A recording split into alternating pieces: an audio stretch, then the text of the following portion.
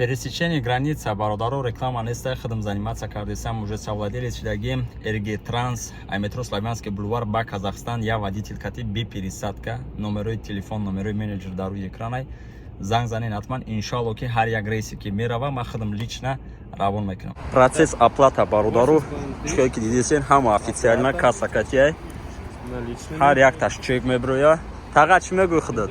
Гав нест тага худод. Мада гав не. Нашуд граница. Оли аки яким бор мерен иншалло. Яким бор мерен, хай мо пешаки рӯи карагем як нафара. Раф мо ягон жаловар нест. Роз сокс омад будан сокс омад. Овардан. Ама хубай короче. Яки худам яким бор рафтесам, аки худам гидим. Ай иншалло гав нест. Скидка ра гирифти 500 рубл. 500 рубл скидка шуд. Иншалло. Ина бародаро маромат ки. Ассалому алейкум ва рахматуллоҳи ва баракату бародару. Ма Абдулгафур Хусайнов, канали Тоҷдорон. Я хоҳиши бародарона бародару то охиша нагзаронда тамошо кунем ва самое главное ба тамоми мардуми тоҷик бирасонем видеоро, кадоме ки дар Россия, кадоме ки дар Тоҷикистон мехоҳад Россия биёяд, чтобы ай ҳами хел ҳолатҳо бояд огоҳ бошанд. Ман ягон майда миллати хидма пас заданӣ нестам. Алҳамдулиллоҳ фахр мекунем ки тоҷикем. Шерои нарму хела зиёдан, шукр, лекин айёто наброрем ки шағоломонам рӯз то рӯз зиёд шудесиян. Бояд мо ёра кам кунем ва бояд огоҳ бошем ҳами хел ситуатсияҳо. Ман мисол меёрам, мисол не на самом деле ҳами ситуатсия ҳами хел шудаги мода бисёр менависанд. Ман лично хидм дидам, хидм гап задам ҳами хел одамо кади аки рости чӣ хел бигӯм бахшиш персидан, гуфтан ислоҳ мешавем, аки мо дуо мекунем ки ислоҳ шаванд, лекин фикр мекунам серано хела зиёдан, мумкин ягон таи шумо ягон бародаротон дар ҳами хел ситуатсия ғалтидагиянд. Як схемаи сумкоркунӣ, як схемаи фиребгарӣ мардуми мо ҳамияе ки мисол абишад мекунам, документ мекунем меган паспорт, права, вид на жительство, ягон кора буд мекунем меган як суми муайян я вақти муайян меган мегиран. Мисол меорем як 100 000 мегиран барои права ё ки барои паспорт я 200 000 мегиран, меган хай 6 мода корта буд мекунам, 5 мода корта буд мекунам. И бародар, и падар, и модар кадоме ки буд мақсад ба умед пул метия мега корум буд мешава, 5-6 муждат мекуна, лекин корш буд намешава.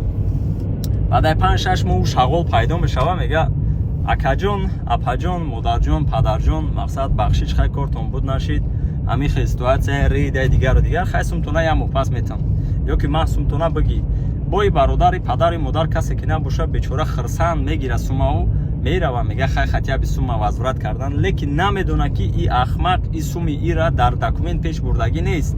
Вообще документ чия ӯ намедона, просто сума гирифта дар зиндагии худаш ягон бизнесу гуфти ҳаму тоҷики духтарчаша шу дода суми одаму аки сума обратно возврат кардистай. Ай ҳами хел ҳолатҳо илтимос шумо бохабар бошед, кадоме кати сару кор мекунед дар документ эҳтиёт кунед, просто так сум натен.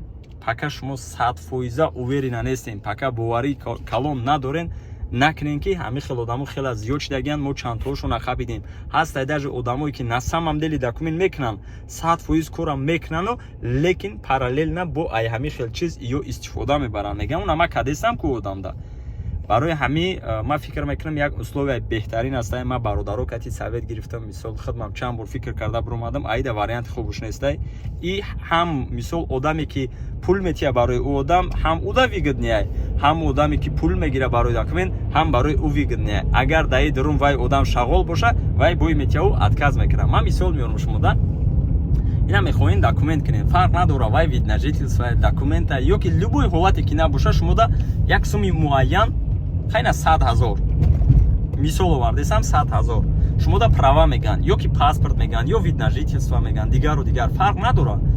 ҳамун одам мега ман 100% корта буд мекунам, кор 100% бояд сурати паспортча шумода бития, хидша сурат бигирем, крайний случай бо видео кунен агар ки иҷозат бития. Хай ҳастай одамое ки вай намекунанд, но всё же мисол видеош кунен, баъд 100 000 натен шумо 100 000 натен, шумо да 3 моҳ абишад мекуна 100 000 не 120 000 битен, 110 000 битен, лекин як условия кати бародар, матада 110 120 000 метам, 100 000 не 120 000 метам, лекин ҳами 3 моҳ да кор мабуд накади 200 000 та мегирам ё ки 150 000 та мегирам, чунки суми ма да дасти тай ти истифодаш кардан мумкин аст. Мисол меган не хел намешава, и документа намешава, нака дар панои Аллоҳ бошед. Тамом одаме ки 100% кора буд мекуна, ай худаш уверенияй мегира розӣ мешавад, чунки иҷои бародар зиёдӣ метиҳад. Дига хелаша надидесам ӯзи. На самом деле хай крайний случай мешавад ки документация пеш намерава. Ира мефаҳмум, но и вақте ки одама шумо уже 100% мешиносен.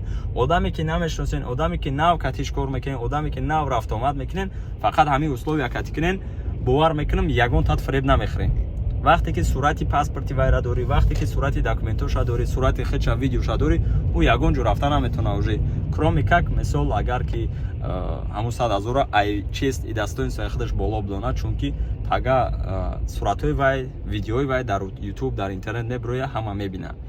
Барои ҳамин дар ин ҳолатҳо илтимос эҳтиёт бошен ва самый такой момент мисол аёдам наброрум и дар бораи регистратсияи 5,000 6,000 ки мардум да мекунанд.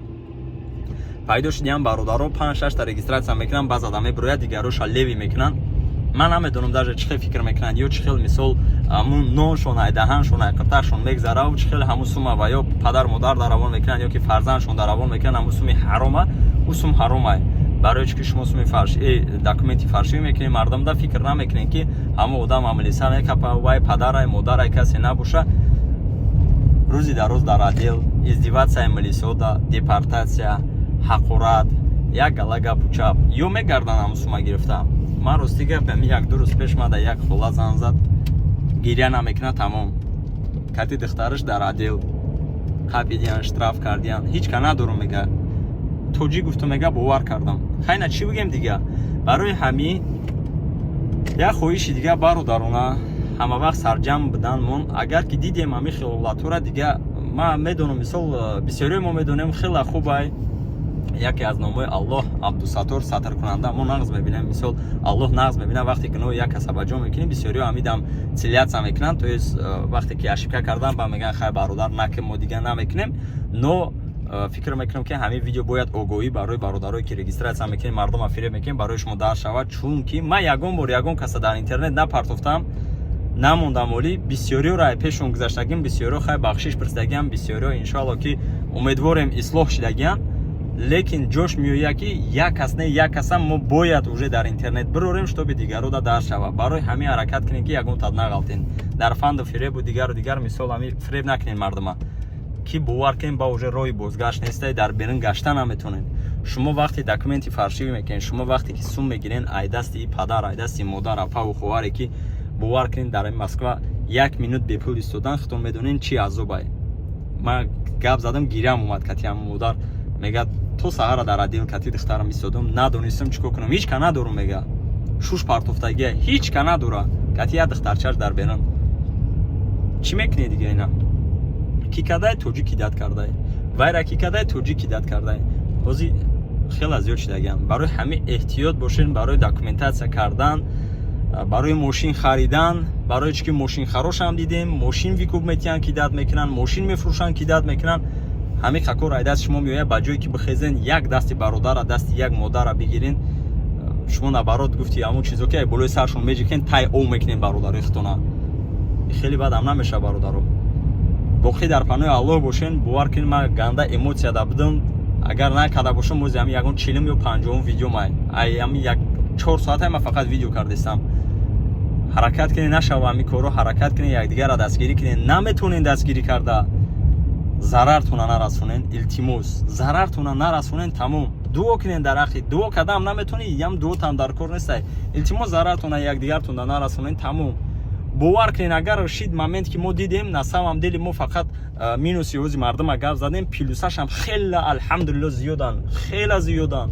меоям бародарое ки намешиносанд, ам Тагански данам хеле гапу чап шид, унаму мисол меорам. Дар Тагански вақти бародари тоҷика қапидан, фреб кардан, подставит кардан, через духта кафеу дигару дигар ма рафтам, мисол бачаҳо рафтан, вай кардем.